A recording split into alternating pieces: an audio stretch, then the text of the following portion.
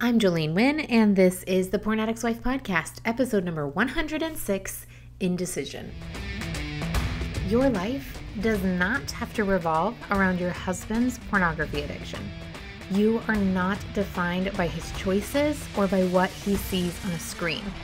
You are not just the porn addict's wife. You are so much more.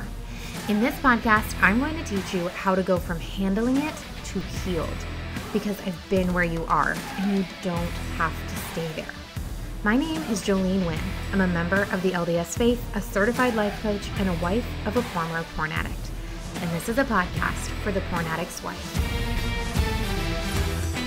Hello, my ladies. How are you? Happy Monday. How was your weekend? I want to tell you guys we had the best weekend. We were at the beach this weekend, and we rented a little Airbnb, which was perfect. It was literally not even a block from the beach, so we just walked there, which as mamas, you guys, if you have kids, you know how nice it is to be able to have a bathroom at the beach. It was so nice. And we were able to stay, so we went on Friday. The beach is about 2.5 hours from where we live. So we drove on Friday morning. We got there around noon. We spent all afternoon at the beach. We came back to our little house, and we were there with my twin sister and her family, and then another good family friend of ours, and it was a blast. The kids had such a great time. We stayed Friday, and then we stayed all day Saturday, stayed there again Saturday night, and we just came home today, which was kind of a bummer. My daughter asked, I wanted to stay for an entire week, and my daughter said, can we do this every year? How come we can't just stay? And it was so fun. The weather was perfect. I'm a little bit sad that I did not get more tan. No, I was too good at applying my sunblock.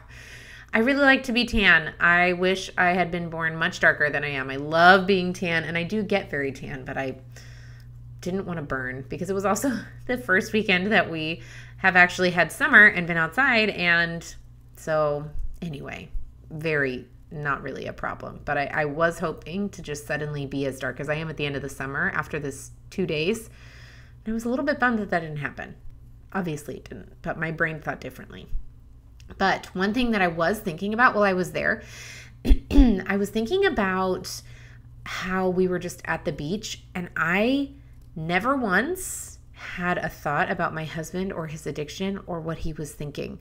I wasn't worried about it. It never even crossed my mind. And ladies, I couldn't have even fathomed being there a couple of years ago.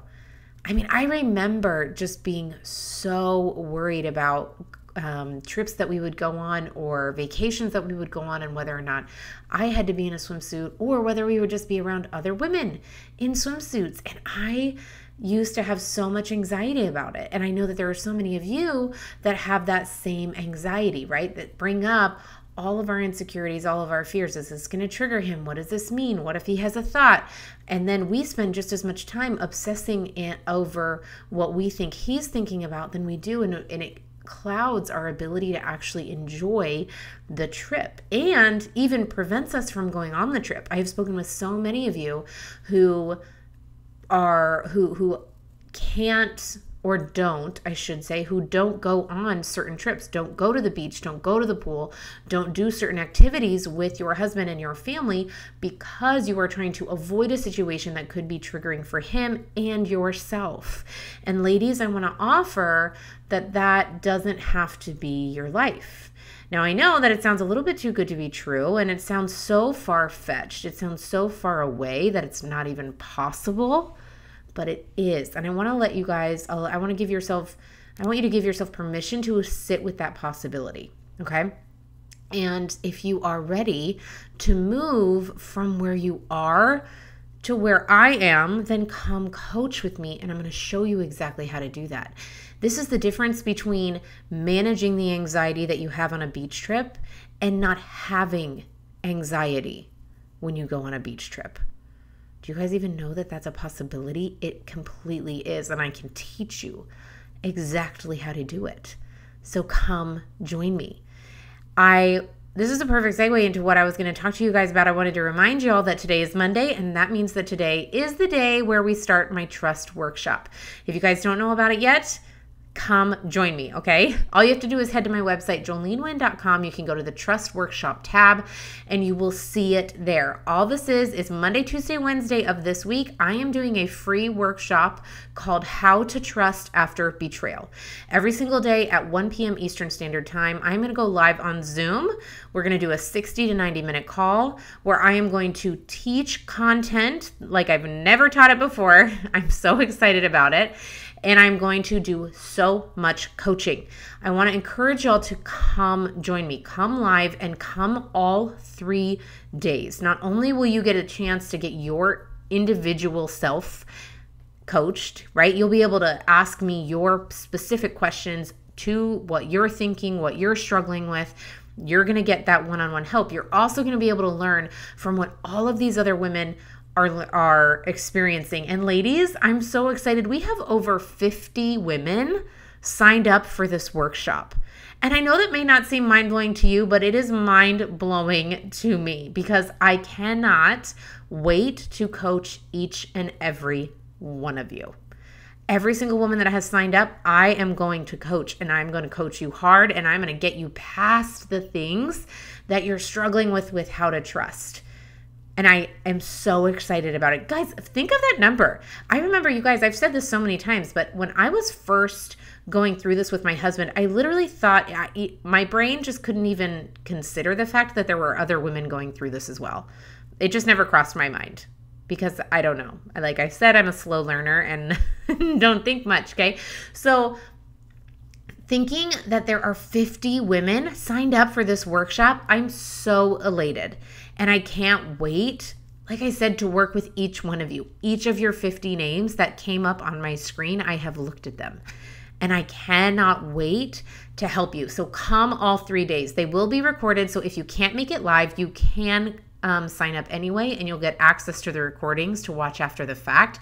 But I want to encourage you guys to come live, not only so that you can get the one-on-one coaching live and get your questions answered, but also because I have some bonuses that will only be available on the call. And I'm not going to say anything more than that, but they're going to be a good time and you're not going to want to miss those. So come to the calls live, 1 p.m. Eastern Standard Time, Monday, Tuesday, Wednesday this week. I can't wait to see you there. Again, just go to my website, joleneWynn.com. There's a Trust Workshop tab, and you will be able to click on it and join it. And if you are listening, that tab will be live up until Wednesday. Okay, so go check it out. Once the tab is down, you won't be able to join and you won't get access to it. Okay? All right, ladies, let's talk about indecision today. Are you guys ready? I'm excited. I talked to you guys a little bit about this last week. I kind of teased it. So if you guys haven't listened to last week's episode, go listen to it. Talking about want dissonance. I kind of introduced indecision a little bit. I'm going to talk about it more here. Okay. Here is what indecision typically, where it shows up, is when we have more than one option in our life, right?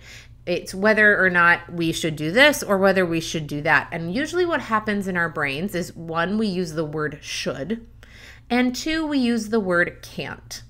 I don't know which one I should choose, or I can't decide.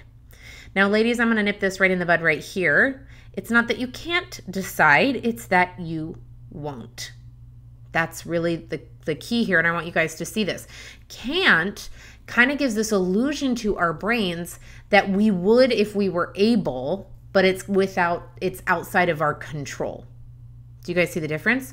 Won't is when we're taking responsibility. It's saying, I could do it, but I'm not.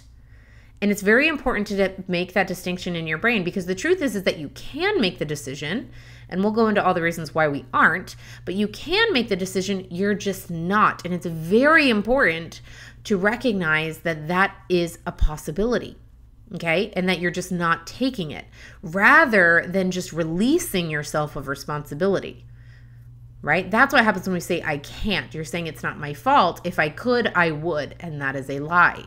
The truth is that you can, you're just not. And there's many reasons why, and I'll go over them in a minute. One of the things that keeps us in indecision, and I talked about this last week, is that we start weighing the pros and cons, Okay. And sometimes we'll just get stuck there.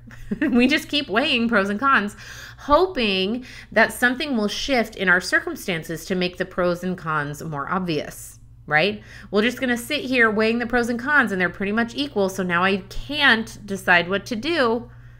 No, we'll just sit there and wait. And then maybe some life circumstance will happen and be like, oh, see, I would have, but now I can't because of the circumstance. Now it's very obvious that there's way too many cons and nobody would make this decision. It's not logical, right? A lot of times we do that. We get stuck in indecision, just weighing pros and cons until hoping that something will come along and shift things enough that our brain will say, see, I can't do that. Okay.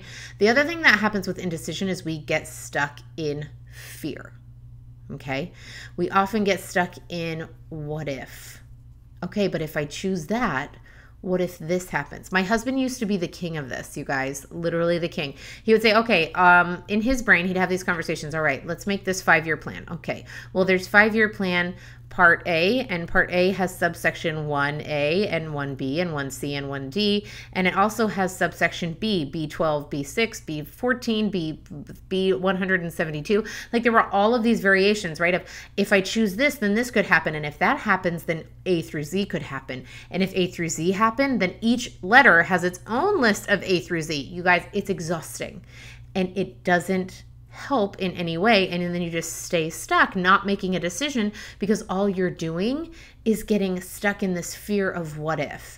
Now, a lot of times that fear of what if feels very responsible. It feels like preparedness, but what it really is anxiety and indecision, right? Our brain thinks that it's very important to be prepared, that we should exhaust all options, that we should think of things ahead of time, that we should account for all possible variations. And that sounds very responsible. But a lot of times what actually happens is it's just something that prevents us from taking action and prevents us something we don't have to feel guilty about because it sounds responsible. Does that make sense? We get stuck in this what if. It's a very safe place to be because it sounds responsible. We can feel responsible even though we're not producing anything, even though we're not making a decision and changing something we want to change. Does that make sense? Another reason that we get stuck in indecision is that we worry about making the right choice. I did a podcast on this a long time ago called Making the Quote Unquote Right Choice. You guys can go back and listen to it, and I would encourage you to do so because I dive into this in much more detail. But basically what this is when we think that there is a right or wrong thing to do, and so we don't make a decision because we're worried we might make the wrong one. Now, what I want to offer is that a lot of times there is a right choice, but the thing is about right choices is you pretty much know those almost instinctively, right? That is going like your conscience knows what's right and wrong. And those are not hard decisions to make. Like it might be hard to act on those, but you know which one is right for you. Most of the time, though, that's not what we're talking about. Most of the time, we get stuck in indecision, worrying about what the right thing is. And if it's not a right thing, if there's just simply a choice, then we keep trying to search for what is obviously right or wrong. And since there isn't one, we never make a decision. So we stay the same. We stay stuck. Does that make sense? You guys following me? Now, there are a lot more reasons why we stay in indecision, but those are the biggest ones that I see, right? Another thing about making a right choice is we often get influenced by other people and what we think they think is right. We don't want to make them disappointed. So therefore, we're basing what the right choice is on what other people feel or think, which is fine, except that leaves us usually pretty miserable because then we're just making decisions based on how we think it's going to make other people feel. And that's pretty miserable because it's not actually for us. We're just behaving and acting in a way that we think we should, right? There's that word again, rather than doing what we'd like to do and what we think is right. So we feel like we're not actually living our life.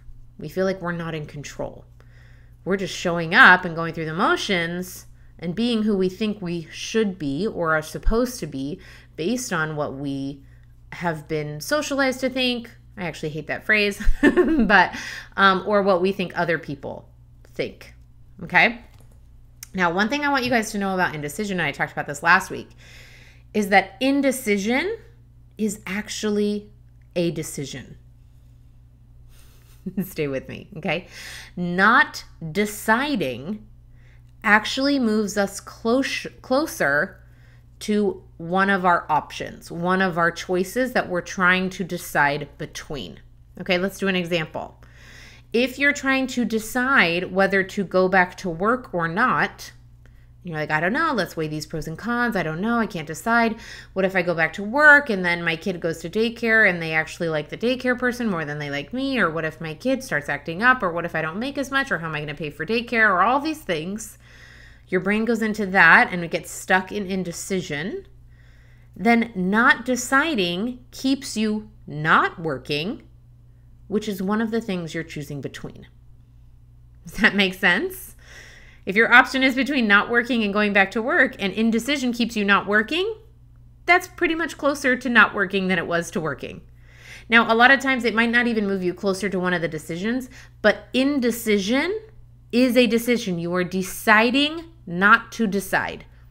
There's something that comes up in my mind is if you guys have seen Into the Woods. Have you guys seen this movie or heard these songs? It's super good. Go watch it. Okay. It's a play. It's a musical. Beware. Okay. Just so you know. And it's all about all the fairy tales. Okay. And Cinderella is in this movie and she does this song where she's standing on the steps of the castle and she can't decide. The whole song is about how she can't decide. She can't decide what way she wants to move forward. And so in the end, she decides to leave her shoe in a way to just kind of kick the can down the road and not to decide. And that's what happens in indecision. We're deciding not to decide, okay? But it feels like it's not our fault for all the reasons I was just talking about. We go through all the pros and cons. We go through the shoulds. We go through the can'ts, right? Even the way that we talk about it, I can't decide, makes it seem like it's not our fault, especially when we are playing the what if. No, I just want to make sure I'm prepared. I just want to make sure I'm doing the right thing. I just want to make sure that I'm making the right decision. Those are all beautiful phrases that are lies. And all they're doing is keeping us stuck in indecision, which in and of itself is a choice. Okay. Now, the thing is that a lot of us would, when we logically look at our lives, we might look at it and say, well, I'm not choosing indecision. I literally just can't decide. And I want to change and I want to decide and I would if I could. You guys, I think that is one of the biggest lies we tell ourselves about any situation is I would if I could. Oh, if I could change, then I would. If I could lose weight, then I would. If I could make more money, then I would. If I could go back to work, if I could get divorced, if I could whatever it is, then I would. No. If you really wanted to, you could figure it out. But sometimes it's so much more appealing to stay in indecision. And I'm going to tell you why. It's because it abdicates responsibility. Okay? The appeal of indecision is that it abdicates responsibility. Indecision already makes a decision, but it leaves you the victim of that decision, okay? And then you can blame the results on something or someone else, right? Just like I was saying before, is when your brain sits there and weighs pros and cons, it's waiting, just hoping that something will change enough that it makes it very obvious to your brain that it's swayed one way or the other, and so then it's not your fault, right? Oh, well, I was going to go back to work, but I was deciding, and then something shifted, and so now I can't, and so it's not my fault, okay? It's very appealing to our brain to stay in indecision because if you make a decision, you have to follow up and take responsibility for the consequences that come of that decision. Okay? Your brain thinks, well, if I choose this and it's wrong, then I have to take responsibility for it. So what's easier than doing that is to just simply not make the choice at all. That's what your brain wants to do. Your brain doesn't want to make a choice because it doesn't want to be wrong.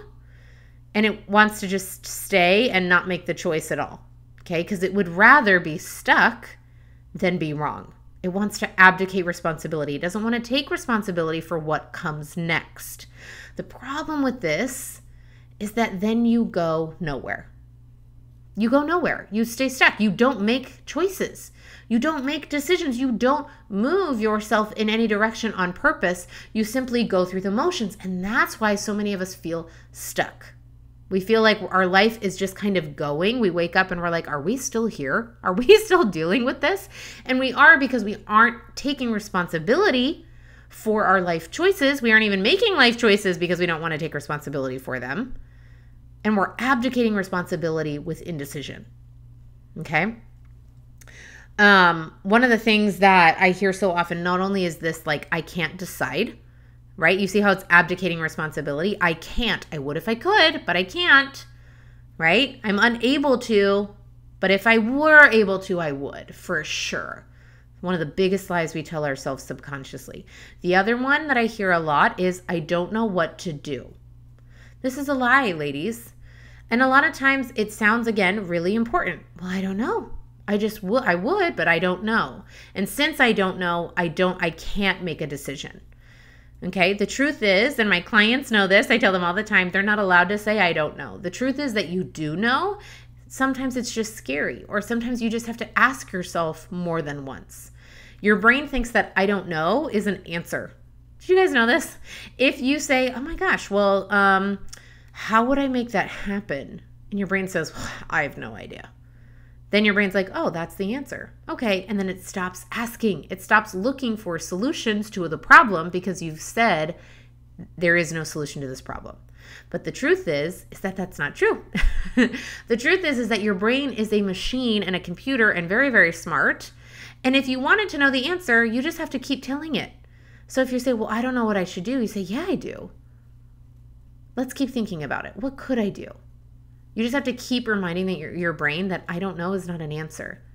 Keep it going. Keep thinking. This is why it's called brainstorming, is because you just keep your brain moving. You keep your brain thinking of possibilities, but you have to do it on purpose because your brain is lazy and it would rather just say, I don't know. Okay? The other thing that I hear so often, and this is huge, especially with this trust workshop that I'm starting today, is I'm struggling with blank. Okay.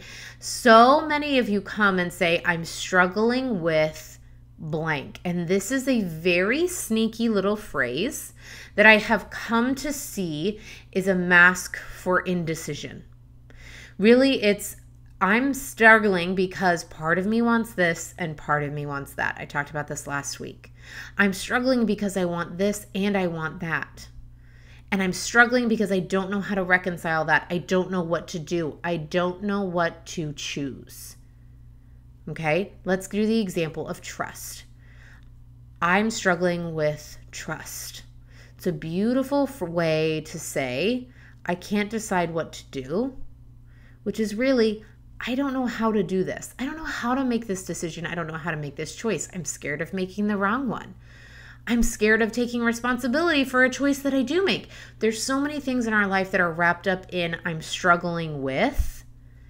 And really, I bet if you look at whatever it is in your brain where you say, all right, what are you struggling with right now?